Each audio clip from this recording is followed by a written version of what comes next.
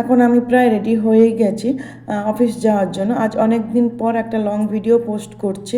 আর আমি খুব সাধারণত লং ভিডিও পোস্ট করি না, কারণ সেরকম আমার সময় সুযোগ হয়ে ওঠে না। কিন্তু এই ভিডিওটা করার জন্য আমি অনেক দিন ধরেই ভেবেছিলাম, মানে খুব একটা সুন্দর জিনিস দেখাবো তোমাদেরকে বা তোমাদের সঙ্গে শেয়ার করব বলে। তো যাই হোক বন্ধুরা, এখন ঘড়িতে বাজে প্রায় 9:30। সবাইকে জানাই শুভ সকালের শুভেচ্ছা। সবাই ভালো থাকবেন, সুস্থ থাকবেন আর ভালো রাখবেন। তো এই ভিডিওটা দেখতে হলে আমার সঙ্গে থাকতে হবে, মানে আমার এই ভিডিওটা একদম শুরুর থেকে শেষ অবধি পুরোটা দেখতে হবে।